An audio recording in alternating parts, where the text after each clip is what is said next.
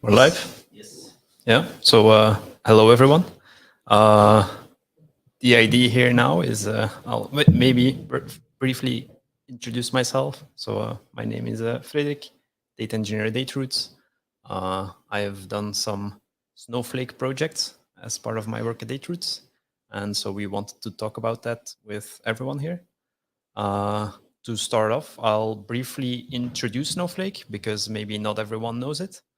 Um, so I will give a bit of a high-level overview with these slides here. Along the way, I'll also give a brief comparison with data lakes, because probably like data engineers at the very least will be quite familiar with data lakes, but maybe not as much with Snowflake or data warehouses. I'll give some example architectures of how Snowflake could work in a company, and then we'll discuss some topics to be seen. What we'll talk about with the other people around me, who will introduce themselves after the presentation. But so to start off, Snowflake, what is it?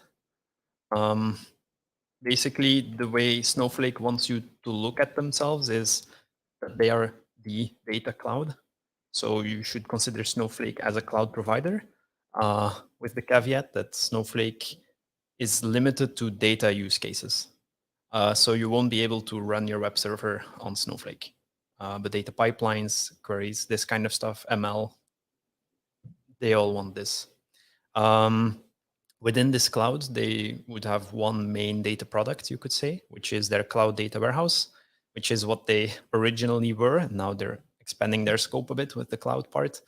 Some of you might already have an idea on what a warehouse is from back in the day on-prem, but this is actually really different from that. Uh, Basically, if you're familiar with that, please forget everything and just consider that Snowflake is a nice API or interface to manage your storage and your compute. Like those are the two big ones with data, right? You need to store it and you need to process it, storage and compute. And you do this by default using SQL. They also have some other things. We could go into that more later. But SQL is the main one, like with warehouses back in the day. So this diagram is taken from Snowflake. They use it in their marketing, but it's also a very good overview actually of their tech. I'll go a bit over this. So basically, we have like a bit of an onion here. We have 4 layers, you could say. If we go bottom up, you could say that on the bottom, we have the different, like the big 3 cloud providers, Google Cloud, AWS, and Azure. Basically, everything that Snowflake provides you is powered behind the scenes. You don't manage this, but it's behind the scenes managed by one of the big 3 cloud providers. So for example, their compute, their storage, they just reuse those cloud providers to give you everything. On top of that, you then have a way to store data. There's a centralized storage layer. I'll go a bit deeper into that. You have then on top of that, their compute layer, which if you want to do something with your data, you need compute, right? And then on top of that, you have cloud services. So every time you want to interact with data, you have to go through their cloud services layer into the compute layer. And with the compute layer, you access storage. And all of that is powered by the big 3 cloud providers. That's a bit the idea. So storage-wise, what do you have to imagine here? Basically, this is blob storage, as in if you decide to store your Snowflake on AWS, so you can actually choose this when you create your Snowflake account. If you use AWS, you mark AWS, then it will actually use S3 for this. ADLS with Azure, Google Storage with Google Cloud. You get the idea. It's just blob storage.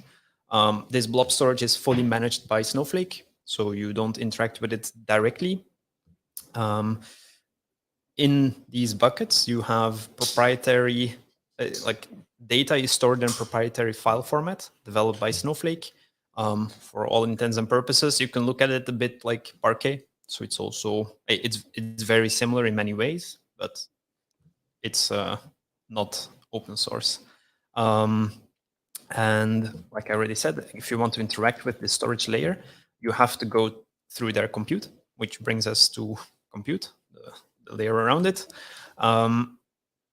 Compute-wise, basically every query runs on a warehouse Now, you might be wondering, Snowflake is a data warehouse. So what are we talking about here? Basically, a cluster, a collection of machines, that's a warehouse. That's what Snowflake calls a warehouse. So whenever I say warehouse, as of now, you have to imagine a cluster of machines. Quite simple. You can spin these up, just ask Snowflake, basically. You are billed per second that they are running. You can have multiple warehouses in the same account, as much as you want. These warehouses can be auto-resumed and auto-suspended. So these clusters, as you can imagine, it's not serverless, but you can tell them, hey, don't run my warehouse until a query is actually submitted there. So like everything is SQL. So whenever you want to do something, you have to do it through a SQL query. Basically, when you connect through SQL, you have to specify the warehouse you want to run on. And you can tell Snowflake to only start your warehouse the moment it's receiving queries. And in the same way, and so this resuming, it's very fast. Setting up a cluster or spinning up a cluster, it's seconds. Like in general, you don't really notice this. And in the same way, you can auto-suspend. So you can say to your warehouse, hey, if you haven't seen a query coming in for 2 minutes, for example, then just shut down. And once it's shut down, you don't pay. So in this way, you do get kind of a serverless billing in the way that you only pay in the grand scheme of things when something is running. An important thing to remark here is your warehouse is only compute. So with different technologies, it could be more, like it could be linked, like with old warehouses, for example, like your machines might be linked to storage. Here it's not the case, right? Because you have blob storage for that. It's not linked to security privileges. So the warehouse, the cluster of machines, they don't have any rights to do anything themselves. You have to give it. And therefore, this is a very easy concept to reason about warehouse.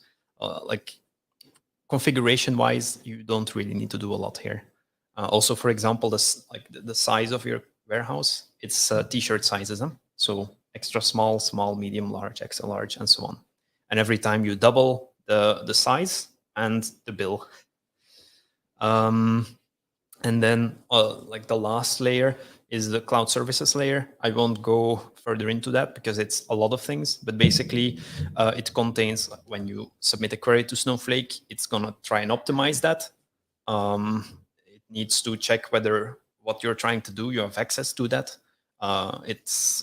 You might be using some transactions to make sure that you're not overwriting the same data at the same time, stuff like this. So they have a transaction system. And so on. Like they have and all of this is in the cloud services layer. So this is basically the anything else layer.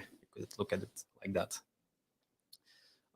So that's very high level what Snowflake looks like. Blob storage with compute on top of it, and then some services to handle that nicely. So this is if we compare this to data lakes, implementation wise, you might notice that this is very similar to how a Spark cluster these days would, or a Spark setup would work. You would have blob storage and a Spark cluster that interacts with your blob storage. So actually, implementation-wise, data lakes and Snowflake tend to be quite similar. They also build on the same foundation. Blob services, for example, of your 3 big cloud providers. Same for compute, right? I don't know what they use behind the scenes, but it could be, for example, just EC2 instances in AWS again. Like they use the same things. So basically, if you ever built your own data lake at a company, you do that using these services. They do this as well, just for you. One big difference, though, is that, like I already mentioned with the file format, for example, is that they use many proprietary tooling techniques. So what happens behind the scenes is kind of a black box, and you don't necessarily have all that much impact on it. Another difference with data lakes is, except for the technical, is ownership. So basically, for people that have built their data platform at a company, you will know when you build one, there is a lot of things that you have to hold into account. So I have a list here. The font is very small. That's on purpose. It's just to show a lot, and this is just a very small part of it. Basically, when you build your data platform, you have to care about all of these and think about it in your architecture. You can use some services or some tools to basically reduce the workload on your side. For example, Spark you could use to not have to care too much about how the compute happens behind the scenes. But in essence, you have to think about it all. So pros and cons here, like if you use a data lake, you can define it in such a way that it fits your needs perfectly if you have enough manpower, let's say. But you have the end responsibility, right? You need to maintain it. And on top of that, and so if something goes wrong, you have to fix it. And it's easy to get things wrong, right? Like you really need people that know what they're doing when setting up your data lake. Even today's challenges will be tough to solve, let alone the challenges in a couple of years that you don't know yet about, and you have to change your data lake to fit those needs, and you have to migrate, and it can become a mess. With cloud data warehouses in general, and so also with Snowflake, many of these concerns are handled for you. So you don't need as much specialized knowledge within the company. Like you don't need dedicated architects that figure this out over a long period of time. You can basically use what Snowflake has learned over the years, and you just pay for it in your Snowflake bill, essentially. Con there, like you get a lot of stuff for free. It's not for free, but basically the con is if you want something that really doesn't fly with the design of the warehouse, then you can get in trouble. For example, imagine, so Snowflake has some stuff on streaming. If you were to use a cloud data warehouse that doesn't support streaming at all, is fully batch based, then it will be a pain to include that. So there you would have to see a bit like what does it provide and is that enough for us? Another big difference is in the way of working. So if we look at like very high point of view, if we look at a data lake setup, you have, among other things, you have 3 responsibilities, let's say. Like you have data storage, transformations, and analysis. So for data storage, you would be using like blob services, Kafka, something like this, depending on whether you're batch or streaming. For data transformations, you quite often see Spark, which is like the market leader in batch transformations on data lakes these days, or you use a streaming solution. And then for analysis work, you use some kind of warehouse. So this could be Snowflake in a data lake setup, or it could be like something like Trino or Presto, or you reuse your Spark or your data transformation tool in general. When you think about this a bit more, you will notice that all the skills that you need for this are really different. So, for example, for the data storage, you need basically infra people that know how to set up infrastructure in the cloud. Data transformations, you need people that, for example, know Apache Spark, and then along with it, either Python or Scala, and that can reason about SQL. And then on the data analysis side, you need people that know the business and that can write SQL around that. So what you tend to see, it's not a rule, it's not a law, you can change it, but what you tend to see is that teams are divided by these responsibilities. So an infra team, a data engineering team, and an analysis team. One problem with that is that a lot of concerns are actually across all these layers. So for example, GDPR, or like data privacy in general, or data security, like it matters when you define how data should be stored, especially for things like right to be forgotten and stuff like this. It's not always as easy in existing data lakes because they tend to be append only, but also it matters in data transformations because you have to do some filtering, and it matters for data analysis because in the end, for GDPR specifically, for example, it's the purpose that matters, which is defined at the analysis side typically. Same with security, same with governance, same with orchestration. Like, a lot of these concerns are cross-layer, and then you basically have to talk cross-team. which can be annoying depending on the structure of your company.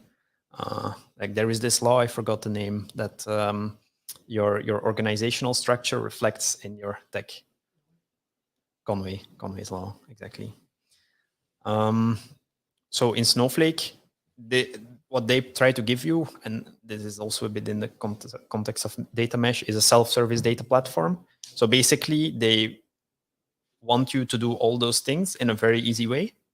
So this gives way to like the analytics engineer, basically someone that really knows their SQL and their business, and they can basically do most things, or almost basically they can do everything within Snowflake, because Snowflake is using SQL, right?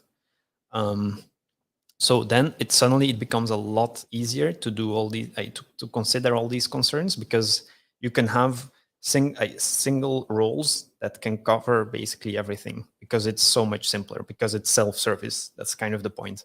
So for data governance, for example, you can just talk about tables, like Snowflake, data warehouse, SQL, it's tables, right? So you think about tables and you define your governance on that and on columns. For security, you have a single security model within Snowflake, and it goes over transformations, over storage, over analysis, all of that. You don't have to care about it. So doing this, it fosters more of a data mesh approach. And so also this actually fit, like if you go to the data mesh blog, for example, you actually see self-service data platform is an important part there. So that's a bit on comparison. So some example architectures, like how would you actually use Snowflake at your company? So this is an example from Picnic. So basically, I mean, I won't go too deep into this, but basically they have some tools to extract data from their transactional systems, which could be with like Python, for example, or like any tool that you would want. Basically any tool that can write to SQL, right? Which happens to be a lot of tools. That's one of the pros here. It puts it all in the data warehouse, in this case, Snowflake. There you just use queries for all your transformations. Quite simple. And based on that, you have then tools that read from SQL data sources. So again, Snowflake here to do dashboarding. In this case, there's an integration with Slack for notifications, I'm assuming, and all of this. So this is a really straightforward architecture, right? And then of course, overlapping, you have a couple of concerns, like on how do you handle, well, for example, web servers or like workloads that you don't run on Snowflake. You do have to consider that. And then there is stuff on how you deal with CI and orchestration and stuff like this. But it simplifies quite a lot of things. Another example here from JetBlue is they have a bunch of data sitting somewhere in SQL Server, and they have files. Those files they use an Azure setup. Those files they just store on Azure Blob, because Snowflake or SQL or warehouses or databases in general don't always play all that nicely with files. Like you can't really do a whole lot there. So they store it in blob storage. Snowflake does have something there. I don't know the details though. Then they have a data factory, which they could be using for the extraction. So to get the SQL Server data, for example, on a regular schedule, and they can write it to Snowflake. Fivetran is something that does something similar. And then in this case, they use dbt for the SQL transformations. So for people that don't know dbt, it's basically a way to handle big SQL code bases. So it's a bit better than just, you might want to consider dbt when you have a huge directory full of SQL files that are poorly managed. Like dbt can help there, essentially. So those are just some examples of how you could use Snowflake, and you can see as well, like on how it can simplify your data platform. You don't have to consider all the different functional and non-functional requirements you need when defining your architecture here. And voila. So we'll go to the panel now. So I already introduced myself. I'll let the rest introduce themselves now. I'll start. So, Bruno Kinaer, I'm solution architect here at Data Roots. Pretty passionate about analytical databases. Hi, I'm Vikram, and I come mainly from a data lake background, so quite excited to see how a data warehouse such as Snowflake would help us here. My name is Murillo. I'm a machine learning engineer here at DataRoots, and I have some practical experience with Snowflake in the past in that context. So, yeah. Okay, cool. Are there any questions from the audience? No? Okay. So maybe to start off, we could talk a bit like for those of you that don't know, last week the summit happened. It was last Monday, I think, right? Is there anything you guys found interesting there? I was looking forward for the streaming part. Yeah, So it was on your, what was it? my bingo list. Your bingo list, yeah. So I got something, but like not yet fully what I'm hoping for. But so yeah, I mean they hired Tyler Akido, quite well known from creating the Beam and Dataflow ecosystem. Has been there for a year and a half or something like that. And so he was on stage presenting some of the features. So they now have a seamless way to ingest in like sub-seconds Kafka data into your Snowflake, which is quite easy and very useful. And they also gave a preview of something that's coming called Materialized Views, which is kind of like a first step in stream processing, where you can, for example, do joins with some more static data and have like an aggregated view in really fresh for whatever you need. And so that's very interesting. So I'm hoping that they will go a lot further even and really also give like a full streaming platform. Yeah. But when you mentioned materialized views, but I think it is like there is a. Oh, sorry. Materialized tables is the name. Okay. Yeah, I was gonna see. I'm on you. Yeah.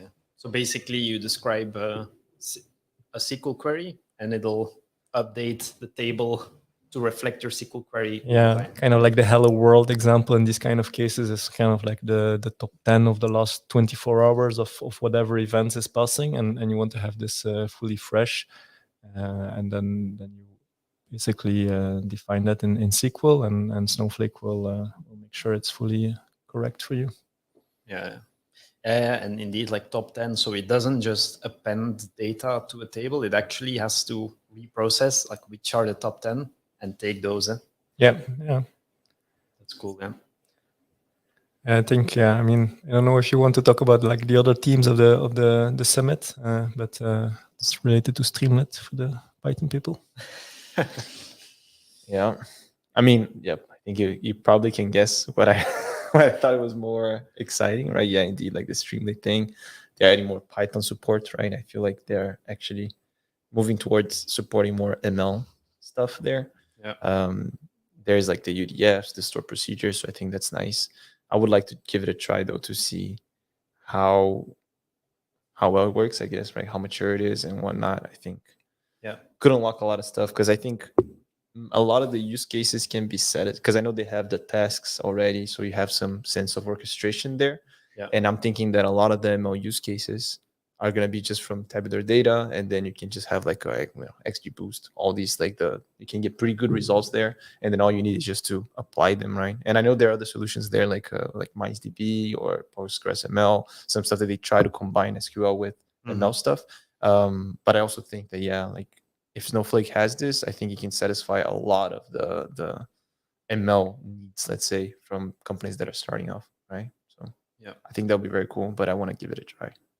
And you mentioned those tasks. Can you maybe explain to the audience what the idea is there?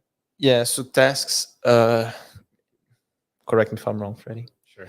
But it's the way I see is basically you can schedule SQL queries to run at certain times, right? So you can chain them as well, right? So you can say every day at 6 a.m. I want this query to run, and whenever this query finishes, I want to trigger this query and then this query and this query, right? So something that the orchestration you could do with Airflow, right? But a lot of the times, the ETL is going to be in SQL. I mean, it makes sense to be there. There's a setup for this. It's reliable. That's another thing I really like about Snowflake. Sometimes it's not super efficient if you have a lot of data and you have to spill to memory and whatnot, but it finishes, right? Like it never really just breaks and says like, oh, we couldn't finish this, we couldn't finish that, et cetera, et cetera. So that's also very nice. The one downside I would say, and I will mention this, is that the tasks, they are described as a tree structure, not a DAG, right? So if I have 2 queries that I want to depend on for my next one, I really have to kind of go around it and say A, B, C instead of A, B, and then C, right? I cannot do them in parallel. So that's one thing. So there's a small workaround for that, but Yeah, and there, like one of the advantages of Snowflake is that there you could still, if it doesn't fit your needs, you can still go to your Airflow or whatever you might have and just run the queries that way. indeed, for sure, for sure. Yeah. But I do think in that case, if you go to Airflow, you're adding something else to it, right? Like you need to, if either you're gonna host Airflow, so you need to deploy something, then you need a AWS account, or you're gonna get a managed Airflow. I know Astronomer, they have their own version, but then you add a new service to it, and like True. there's a new layer, right? And also thinking like if you have a company that you don't have a lot of people to really maintain the infrastructure, to really do this, really do that, it would be really nice to do everything just in Snowflake. Yeah. Right. I mean, even we saw the UDFs thing, you can actually have scikit-learn stuff, like you can just define very easily. So I think that would be very cool. Yeah. So you're also asking Snowflake to set up a managed Airflow then? Well, I think That's what you're they're saying, yeah. I mean, I think they're like they have done something in that direction, right, with the tests and whatnot. But yeah, I mean, I think again the other thing that I'm also missing there is a nice UI, that people can actually see, like Yeah. people that are maybe like managers and whatnot. They want to see the status of this, the status of that. I mean, maybe you don't need a full blown Airflow, but I do think that there's some capabilities there. They're nice, and it could be even nicer, right? So Yeah. But for a new user perspective, how is the integration with Airflow? For example, is the documentation well written, and would it be easy for someone new to get into it? I don't know. Well, maybe I don't know, Freddie, if you have a better answer, but I think one way you can go about it is to dump your Snowflake table in S3 blob storage, something like that, and then that gets picked up by Airflow, right? And then you can also call, like there is a like Snowflake operators in Airflow that you can trigger queries and whatnot from the Airflow. But the modern data platform pattern, right, with DBT and Airflow, right, that's quite well integrated, right? So if you're doing your data transformation in DBT, that's very well suited to orchestrate with Airflow also, right? Like it's not just putting data in and out, right? It's also just orchestrating things that you want to do with it, maybe also within Snowflake itself. Yeah, like you could basically have your Airflow task that just runs DBT on Snowflake, right? Indeed, yeah. Yeah. And I guess ML wise, what you could also do there then is you can, because one of the things that they introduce is Python UDFs with Anaconda integration. So you have a Sql and stuff like that, and you can actually run it within Snowflake's infrastructure. So what you could have is like a stored procedure or something like that takes a table and actually runs a model, like does a prediction with a model on every row in your table and store it in an output table, right? Yeah, I think that would be really cool. But I mean, again, You can now. Yeah, I know, but I haven't tried it yet because I think I learned to always be reserved, because sometimes I hear some things, it's like, man, this is really cool. And then I try, it's like, but this is like, it's open now, right? Because this has been discussed for a while, but now I think it's a public preview now. Yeah, I think so. Yeah, indeed. So you know what to do. Yes, sir. So one question. So if you're able to import a machine learning model, for example, so that means you can host your Conda packages in a private channel and then bring them to Snowflake. Is that how I see it? Yeah, I don't know the details, but I think they have like an existing. Yeah, that's more or less the idea, to really have like a managed environment where your Python packages are being executed. So yeah. They're very much talking. So I haven't tried it also like Murilo, but yeah, they're very much talking about kind of like software supply, security concerns and things like that. With Conda also, Anaconda then managing a bunch of things for you. Yeah, and yeah, indeed, we didn't try it, but I have to say, usually when Snowflake they implement something, it does work the way I would expect it to. There are some parties that don't do this. I won't name them here, but for Snowflake, usually when they implement a feature, I'm relatively confident there. You have a question of in the chat? Maybe you can have a look at it also. Org issues, in your opinion, is Snowflake solving org issues rather than technical issues? I guess both. Well, I can talk a bit about, so it can solve org issues in the way that I mentioned earlier. You have a very straightforward, like you basically get a self-serve data platform where you don't have to set it up yourself. And this can definitely simplify a lot of the org parts with that self-service platform. Technical issues, I would say it solves as well. Like I've had a Spark code base back in the day, which was quite a pain to maintain. Because it's a bit to what Murillo mentioned earlier, where like Snowflake, the tasks, it can take a while, but it finishes. With Spark, you don't have that guarantee. So you can have memory issues and it just fails, and voila, you get to optimize it. And then you might be wasting a lot of time there. We migrated to Snowflake there, and all those troubles basically got away. And then on top of that, now they have, is it in public preview? I'm not sure there, but like what you mentioned, Bruno, the materialized tables, like for streaming use cases. I mean, you don't have to reason about it too much. Like it works quite well for not having to care about it. The way I like to think about it is that like they abstract a lot of technical stuff, right? Their platform doesn't have so many concepts. It's quite easy to learn, but they do that through solving a lot of technical problems, obviously, for you. And so they abstract it, and then they let you focus on your organizational stuff. They let you kind of like more spend time on solving your business problems and making sure that you're well set up. But they are not descriptive on how you should organize yourself or something like that, right?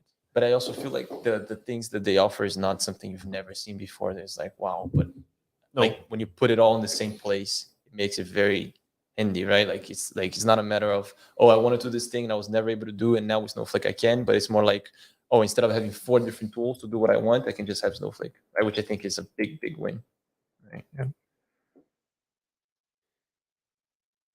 There's another question. Yeah, Bruno's on fire, man. He's like. You train your model in Python, then deploy the PKL file or any other model format. Question from Vitaly. Proxy Virginie, you know. You want to take this one, Murillo? Yeah, I'm not, again, correct me if I'm wrong, but I think that's how I understand. You can have like these artifacts and then you can upload them, right? It's just like code. So that's what gets pushed to Snowflake. Yeah. But one thing that is also worth mentioning here is that, of course, this is not, I wouldn't say that if you have this functionality, you don't solve everything ML, right? Like if you talk about ML ops, you probably want to version things, you probably want to do this and that, right? So there's still some other things you may need to involve other technologies and whatnot. But I think this is a big step. And indeed, I think it would, the way I understood when I saw it, it was really, you have a pickle file, you can specify these things and then it gets run.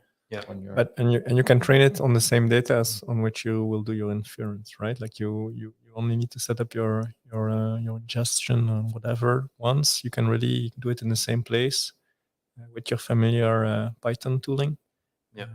And if it's like a large lot of compute, then Snowflake will also potentially take care of it for you if you do it in the right frameworks. So it's quite interesting. But indeed, there is no MLOps framework, right? In the Snowflake ecosystem today, you still rely on many outside tools that are available and possible. Yeah, but maybe just also like because I do think these are important, but I also feel like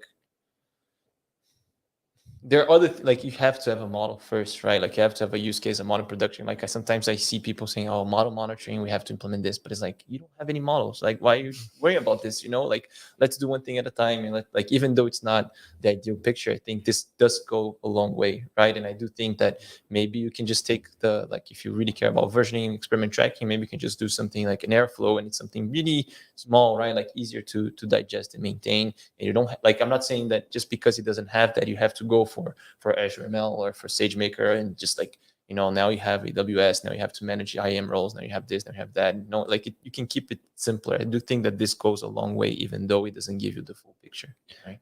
Yeah, and the ones you mentioned, they will work with Snowflake, right? Like Yeah. there is no reason that that it will work less than a Redshift with SageMaker or something like that. So, and the integration is not like fully seamless, but definitely is also not like within the ecosystems of the public vendors. That said, that's another one that I so I think if you look at the hiring, so they hired a guy from Google again, Tal Shaket, a chess grandmaster, which really has a focus on ML environments. So I think they have bigger plans than what they're just doing now. Yeah, and also maybe to mention the partnerships. I feel like Snowflake everywhere. Like I see a new service like ML related or something. It's like, oh yeah, we support. No, like Snowflake is always in the mix there, right? So I do think there are like the network of supported tooling and how things stuff integrates. I think they're doing a good job there as well, and I expect it to get even better over time. Yeah, it's what I mentioned as well. Like in the presentation, you basically have SQL, and lots of tools work with SQL. And it's in the tool's best interest. Like if they support SQL, they can support Snowflake, but also a million other services. Yeah. But I also think it's really nice, like even if you go on AWS documentation, you find stuff like how to do stuff with Snowflake. Right. Nice. So it's very easy to like for someone that is not very aware, like you Google, oh, it's there, like that's very, very nice. So yeah, indeed. And maybe also on the question, so like you can get your pickle files in there, but you can also just run arbitrary Python functions as UDFs. So you can really go crazy there, as long as you use libraries that are covered by the Anaconda within your Snowflake. You can do it. So sklearn, for example, would be in there. Pandas is in there. So your UDF, it could do sklearn, it could do pandas, it could do all of those things. And maybe just to put in context, like Snowflake does allow you to write UDFs in I think JavaScript and something else. Scala. And Python is in preview now, I think. Yeah. Okay, but then like it would be in the same context, right? Like the same, like you write a UDF in another language and you can apply it in Snowflake, and now they're doing stuff for Python, but they're also doing something with more data science UDFs in mind. Okay. And then they have in Python and in Java, then they have a library there to interact with Snowflake. And that's also how you could orchestrate Airflow. You could use Airflow as an orchestrator with Snowflake, because they just have a Python API with which you can describe what you want to run on Snowflake. Yeah, we have another question. Bram, you can leave if you want. How are these models visible, especially using Snowflake? So I don't know if you want to take them. So I don't really know the answer, but I can scan like Freddie said, like the way Snowflake works is quite predictable. Like they kind of like do the things. So I would assume here that it's like a SQL object, like another like a table or something like that, and that you then probably have like some grants around that you can apply to restrict access to it or not. Yes. Yeah. As I understand it, from what I read, it's basically a UDF, right? So you have an object, like a function. Function is what it is. It's a UDF. So you have a function within the Snowflake objects structure, let's say, and it happens to be a model. It doesn't have to be, right? Like we just said, like anything Python you can really do as long as the libraries that you use are in it. So it's abstract in that way, and you can define your function, and then you can define access rights on that function. You can say these roles are allowed to run this function, for example. These roles are allowed to change it, and stuff like this. So you could have, if you're having MLOps tooling, for example, as part of your training pipeline, like at the end, if you want to deploy something, what you could do is have that piece of code just connect to Snowflake and edit that function with the new model, the new pickle, and save it. And then everyone that is allowed to use that model will just be using the new one. Of course, then you would it's limit. So it's a function which makes it very abstract, but at the same time, it does have its limits, right? So for example, like version tracking of your function within Snowflake, you don't have, then you do need your MLOps tooling there, as I understand it. But that's how you would do that. And this is also, and this is like what I mentioned, like that this is quite simplified. Like this, you do the same approach you do for everything else. Tables, for example, or schemas, databases. Also, we can also maybe dive, because I think we're all talking about things that we read or heard or saw or something, but maybe we can actually give it a try and have another meetup or something like this, because I see there are like 2 questions already about the machine learning stuff, and I think it's something new and upcoming. So maybe we could do more investigation there. I'm personally curious as well. How would that go? Because again, I learned to be cautious. You're setting up yourself to do something else than real No, I work. was like- I Is was that like- what you're doing? There's the experts here, they can, So coming up, Marillo. No, Freddy too. Freddy, the return of the Freddy. I think that would be we can do something like that.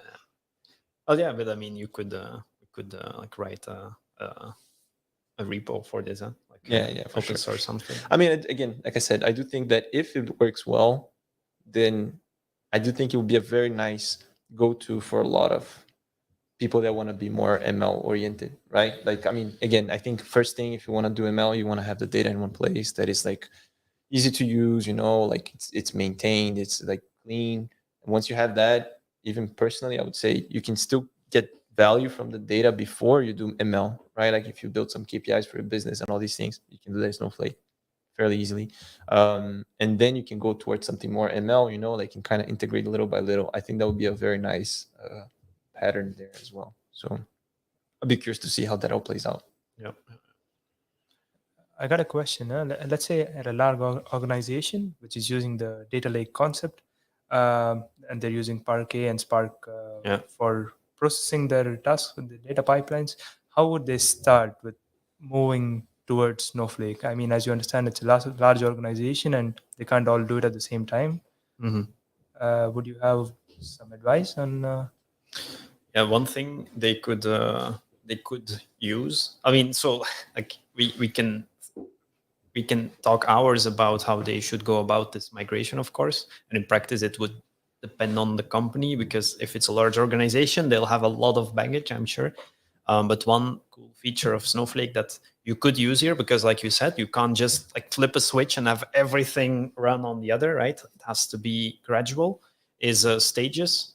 So Snowflake has a concept of a stage, which allows you to very easily share data between your own S3, your own ADLS, and get it into Snowflake, and the opposite way around.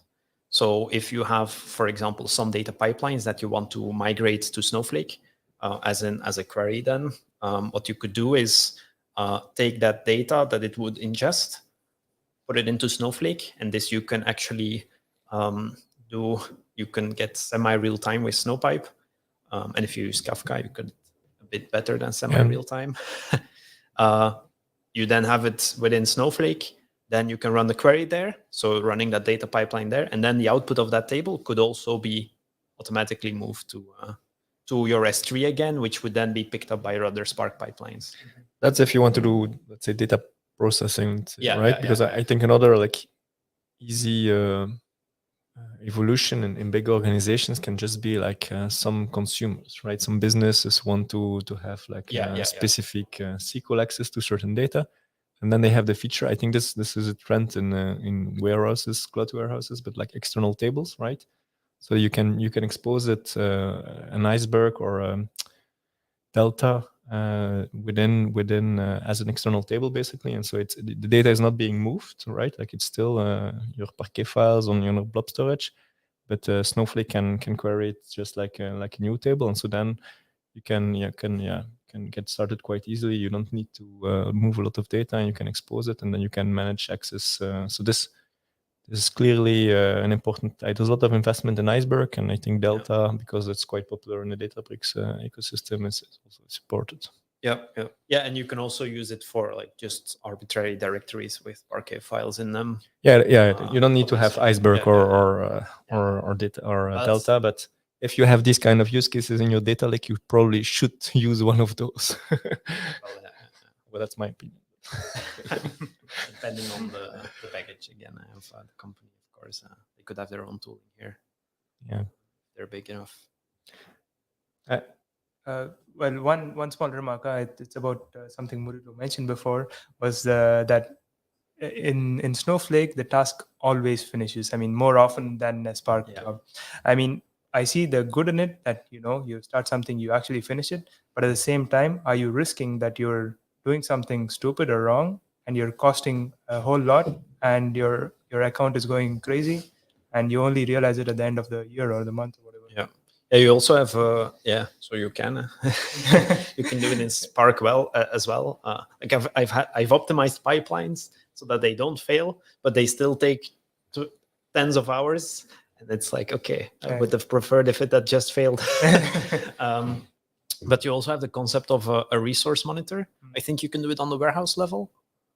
So you can say, well, like for example, my data pipeline. So in general, also warehouses, they're very easy to create. So you can basically have a warehouse per pipeline or per use case, like however you prefer to do it, optimized for that use case.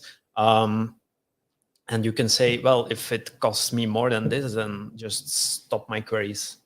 Okay. So yeah. Yeah, but yeah. And in general, you should do some kind of FinOps, right? Like if you go Yeah. to these kind of platforms, you need to monitor your costs, Indeed. and just like it's required, or you will have surprises. But there's also a bunch of like new facilities that you can like regarding recharging, right? Because you have warehouses by potentially by team.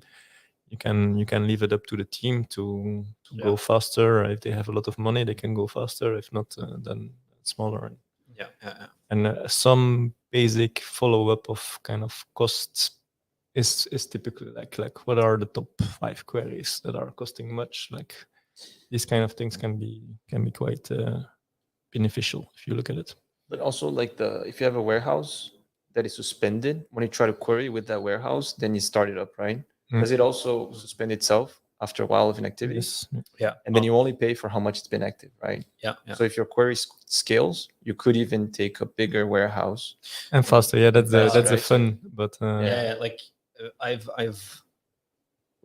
run workloads Sorry. on small ones and on bigger ones, and actually sometimes bigger ones are a lot cheaper because you don't get disk spilling. Yeah, that's So what I was for gonna. Spark people will know what this is. It's it's a pain. so your warehouse might be, I don't know, 4 times bigger, but you go 10 times faster. And so in the end, you pay because everything Because is you don't linear. You spill. just pay less. You in want the to end. explain spilling in case someone is not familiar with? Yeah, sure. So basically, when you process data, you keep it in memory so that you can very quickly access it, but you only have so much memory, right? Like 16 gigs, for example, on typical laptops. And getting more memory can be expensive as well. Actually, when you increase your cluster size or your warehouse size, in the case of Snowflake, you also increase the memory you have available. But at some point, like this is limited. That's a thing. Disk space in general, it's super cheap. Like, no one really cares about it. Like you don't really notice this too much on your bill. So basically, the moment your memory is full, you spill your data to disk. That's the idea. But that takes a long while because you have to take your in-memory data, persist it in some way to disk. And then the moment you need that data that's on disk now, because it's no longer memory, because that was the point, right? You didn't have the memory for it. Then you again have to retrieve that. Yeah. So it's basically like writing and reading a file from disk, right? Like you write a file because it doesn't space, and then okay, now I have space. Now I'm gonna read it. But then like that. Yeah. But I think the important point also there is a serialization and the deserialization, which is the one which is quite expensive. Yeah, indeed. But I mean, yeah. So if you have like a bigger warehouse, if you don't need to spill, then it goes way faster. But yeah, indeed, because like your hard disk, like even if it can read and write at like a gigabyte per second, it's still and then you're paying for SSDs at that point, right? It's still an overhead. Yeah, one thing that like, for example, if you want to have like a ETL thing as well, right? You could create views, they query views. But then I think we had an issue that there's a lot of spilling. And another way to solve this, instead of going to a bigger warehouse, we just kind of use the tasks to really create the tables in between, like intermediate tables, right? Because then you're writing stuff and then you don't have a lot of stuff in memory. So that also worked well with solve our needs really. So yeah. But what are the things you actually control in Snowflake? The t-shirt size, okay, is the size of the the node, I guess. And you also give the number of instances that you want to run, or is it just the t-shirt size? It's in the t-shirt size. Yeah, you don't even know the size of the node. Okay. Yeah. So all you know is that you're doubling every time. So you just have one control basically to control the speed. Yeah. So you can decide the number of machines. I think extra small is 1, small is 2, medium is 4 machines within your cluster. But even there, the amount of memory and the number of cores within those machines, they're fixed. And also, so you can change the t-shirt size if you want. That's about it for the warehouse. Go ahead. Yeah. So basically, the t-shirt size is about how much data do you have and how fast do you want to process it, right? And then you have concurrency. If you have a lot of because those warehouses, like many analytical databases, they can do a bunch of queries in parallel, but not that many. And so there you can basically scale out automatically to have this same cluster multiple times if you have a lot of people doing queries. Yeah, so this is a multi-cluster warehouses, right? Like when I said in the beginning that a warehouse is basically a cluster, it was a lie. It's like technically it's a collection of clusters then in multi-cluster warehouses. And that you can also auto scale up. So if you get a lot of queries in, and they all are like, for example, you have a lot of queries and all the queries are relatively inexpensive. So you want to run them on a small warehouse, but the smaller warehouse can only process this many queries at the same time because it's rather small, right? Then you can just say, hey, like if you see too much queries, just spin up another small, please. But I'm thinking of probably a bad use case, but what if they're like, let's say 1,000 tiny CSV files that you want to read? I mean, in regular Spark, I would just increase the number of cores, but keep the processor as a small one. But I guess that problem doesn't happen with Snowflake because Snowflake is managing all this, how many partitions it writes and all these things. Or which was the next thing I wanted to go at. So you can change t-shirt sizes. Also, the physical layout of the data by default, you don't want to care about it. In practice, the way you can look at it is it's 16 megabyte files, micro partitions they call it. So in the case of Spark, for example, you would have like 16 megabyte Parquet files in the directory. That's kind of what they're doing here. And in general, so what you might be wondering is like in Snowflake, in Spark you have to partition by something, right? So in Snowflake, they also out of the box they use the natural ordering of your data. So basically, the way it comes in. So if you have a transaction table, then it comes in by date. So it'll be approximately partitioned by date. This usually works quite well. I haven't had a use case where I had to change this to optimize it. If you do want to do this though, and also by the way, this like shuffling here usually has been fine as well. But you can also repartition or recluster it yourself. If you want to say, no, I don't want it by date, for example. I would definitely challenge also on the source to not have small CSV files. Yes. Small CSV files are always bad. Yeah. And what I'm assuming, but I don't know there, is that Snowflake will deal with the compaction for you. Like in the case that it's ingesting like rows every time, like every minute it's getting like 10 rows, that it doesn't have like files with 10 rows, but it actually puts them together. I don't know. I would assume that they do this. I haven't tested it myself. You have to pay for it. Yeah, it's automatic, but the compute load you're paying for it. Yeah, in the services layer. Yeah. And a part of that is billed by compute, like if it's under a certain percentage. But doesn't matter. But that's really it's key, right? Like so, the fact that you don't need to look at how is your data structured and that Snowflake is taking care for it is a major advantage. So especially in the case of small files. Where if you're doing this in Spark and you have a lot of small Parquet files because you're ingesting frequently, nobody will take care of it for you. You have to do it yourself. If you don't have transactional things like Iceberg or Delta, you can have strange scenarios. But Snowflake will take care of it for you. Yeah, and you can monitor, and they will not like do it aggressively necessarily. But if you just leave it like that, they will take care of it. Yeah. So pros and cons. Like in this case, for example, it does a compaction for you. You don't have to care about it. That's a nice thing. Like Snowflake, they realized this should be done, so they did it. If there is like an alternate in an alternate dimension, there is a Snowflake that didn't do it, then yeah, I mean, like, it's more of a pain if you Yeah, I do mean, it like, yourself. some other databases else. which are less advanced in doing this. And this compaction thing, like let's say multiple queries need the same file, it just reads the intermediate compacted data, or Yeah, it's transactional basically, right? You don't see, like, you don't really know about it. I think you can look at some of these what they call overlap kind of things. I don't know exactly how it's called anymore, but it just happens in the backend for you. Yeah. So you have and you always have transactions. you always have a consistent correct view. Yeah. So it's like with databases, you get asset transactions, but you don't have to care about how it actually happens. Maybe you would see some disadvantages here and there in very specific kinds of workloads, but typically not your problem.